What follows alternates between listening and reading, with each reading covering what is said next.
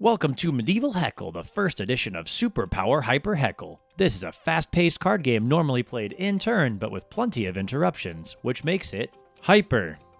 The goal is to win battles or rounds, and eventually win the campaign, all of the rounds. You use a special deck of medieval-themed cards, all of which have duplicates.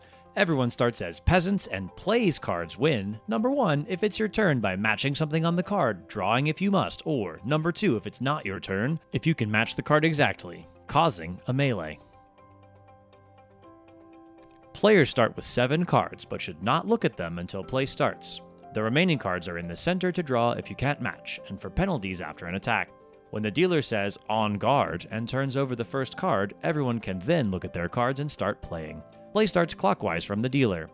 During play, you can easily hold all cards in a fan because everything you need to play is in the upper left corner, and helper clues are in smaller, white text to aid beginners. These clues are role names, numbers, and explanations. When it's your turn, you play face up near the draw pile, either playing a matching suit, here are the suits, or playing a matching icon for the roll cards, or Roman numerals 1 through 8. Meet the icons. Also, get to know the Roman numerals. You can also play a wild card, shown by the alchemy symbol, allowing you to pick a suit for the next player. You may have to draw cards either from a penalty, a lunge or flunge, or if you can't match, then you draw once from the draw pile.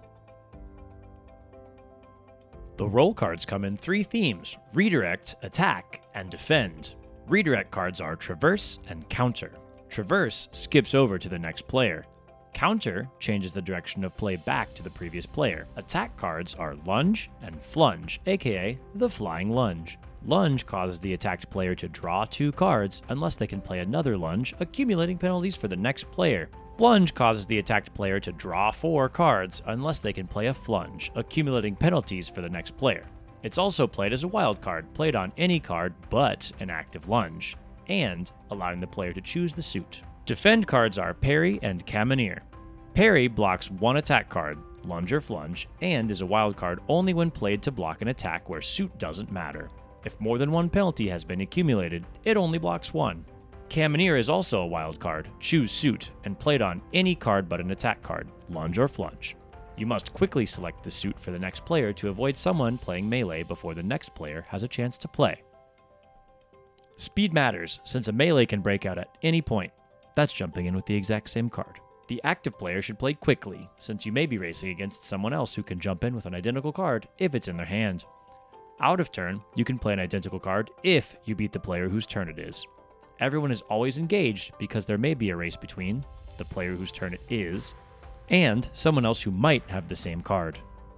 Play resumes from the melee spot in the direction it was going. If the player next to you played melee, it may be your turn next, depending on the current direction. Each card counts.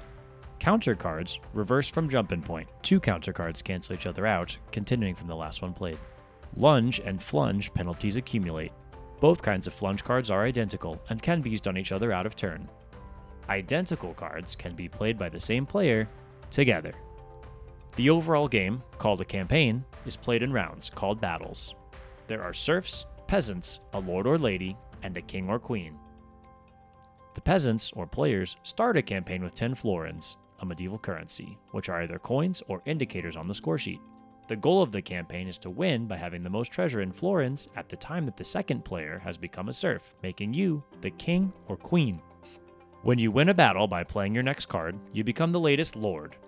Lords avoid paying taxes. However, the current peasants must pay to both the lord and the treasury as follows. Number 1, 1 florin each to the winner or lord, and then, number 2, a total number of florins equal to the totals of the numbers in the upper right-hand corner of their cards listed on the moon phases.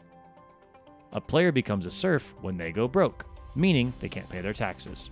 Serfs can keep playing, but cannot win battles nor taxes. Battle play continues even if a serf has no remaining cards. The campaign ends when a second player becomes a serf, leading to the new king or queen with bragging rights until you all gather to play again. We offer other rules to clarify gameplay and avoid game disputes when playing quickly. Pause to read some important examples. To summarize, 1. On guard to start battles. 2. Quickly play by attacking, defending, redirecting, and interfering. 3. Earn treasure to survive and thrive, winning the campaign when others have become serfs. 4. Becoming the king or queen. If all that made sense, you are ready to play. If not, you can rewatch the video or read the quick reference or detailed rules on our website, playheckle.com. Have fun!